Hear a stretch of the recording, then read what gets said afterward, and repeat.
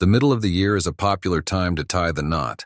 After all the celebration and joy of the wedding, a couple deserves time to relax. A honeymoon is supposed to be the beginning of the rest of your life, a time for love and happiness.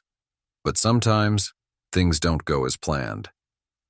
After my simple wedding, my wife and I decided on a honeymoon that fit our budget.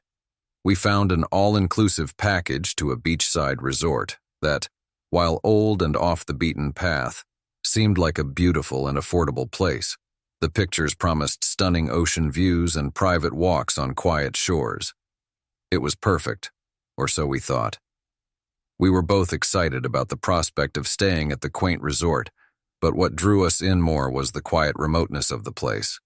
It was 2 hours away from the nearest town, but that didn't matter to us. We were happy just to be with each other, far away from the hustle and bustle. The building itself was old, a relic from another time, but that only added to its charm. Though it had a worn-out look, it felt unique, something different from the modern hotels we had seen online. When we arrived, the manager greeted us with a warm smile and offered us coffee before giving us a tour of the property. He was an older man, thin and graying, who spoke slowly and moved even slower. He mentioned that the resort had been there for decades and that most of the structure hadn't changed. That's when we learned there were no bathrooms inside our room. Instead, we had to walk to a shared bathroom at the end of the hall. My wife, understandably, found this uncomfortable, but after some discussion, we decided to stay. After all, it was part of the experience, and the views of the ocean were breathtaking. By the time the tour was over, the sun had begun to set, casting long shadows across the old building. We decided to relax for the night and explore the grounds the next morning. I suggested that we both take showers before bed, just in case the resort had any unwelcome critters lurking in the dark.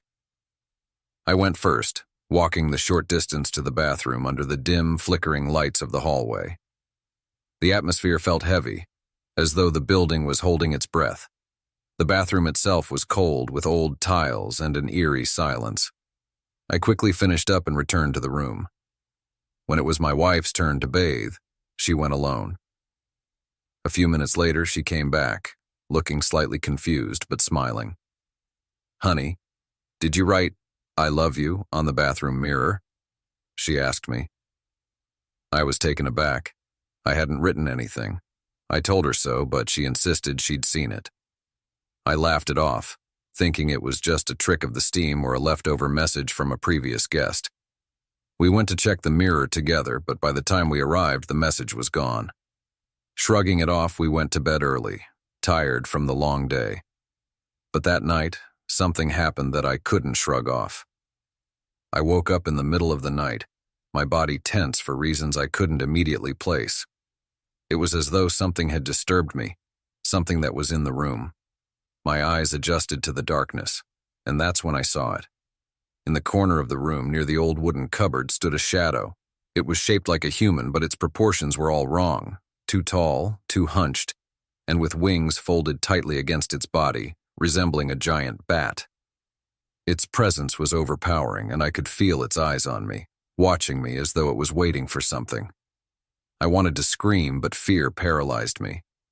I squeezed my eyes shut, praying that it was just a trick of the light, that it would be gone when I opened them again. But when I peeked through my fingers, it was still there, looming, unmoving, its dark form blending into the shadows of the room. My spine was chilled, and I quickly pulled the covers over my head. I prayed silently, hoping that whatever it was wouldn't come closer. Somehow, despite my fear, I drifted back to sleep. When I woke up again, it was just before dawn. The room was still dark, but sunlight was beginning to creep through the edges of the curtains. I dared to open my eyes fully and glance toward the mirror. The shadow was gone, as if it had never been there. I didn't wake my wife. Instead, I lay there, my heart pounding in my chest, waiting for the first rays of the sun to finally chase away the darkness. The next morning, I told my wife that we needed to leave. I didn't give her the real reason, just said that I wasn't feeling well and that I wanted to stay somewhere else. She was disappointed, but she understood. We found another resort further down the coast, but it was much more expensive. The manager at the new resort asked why we had left the previous place, and away from my wife, I told him what had happened. The manager didn't seem surprised. He told me that the resort we had stayed at was notorious for strange occurrences. Guests had reported sightings of shadows and strange noises. In fact, many locals avoided the place entirely. He lowered his voice and explained the history behind the land. Long before the resort was built, the land had been home to a village known for its practice of witchcraft. The villagers had summoned spirits to do their bidding, spirits bound to their masters through dark rituals. These spirits, often referred to as familiars, were said to help their masters with everything from protection to childbirth. When the village was abandoned, the spirits were left behind, masterless and wandering. Now they lingered, searching for someone new to bond with.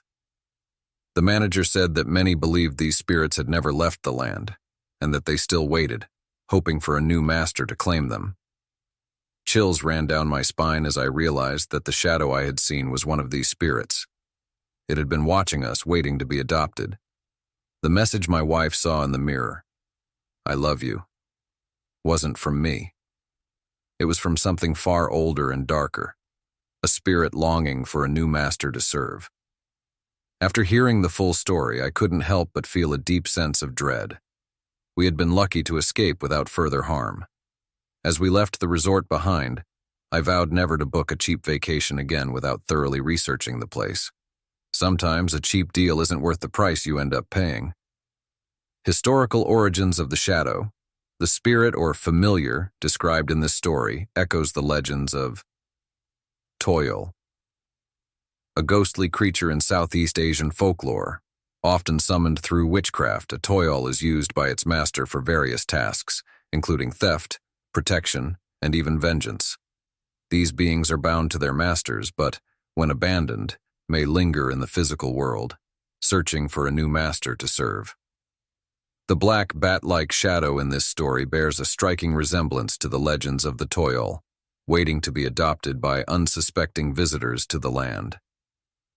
If you have a passion for horror stories, be sure to check out our channel for some truly spine-tingling tales.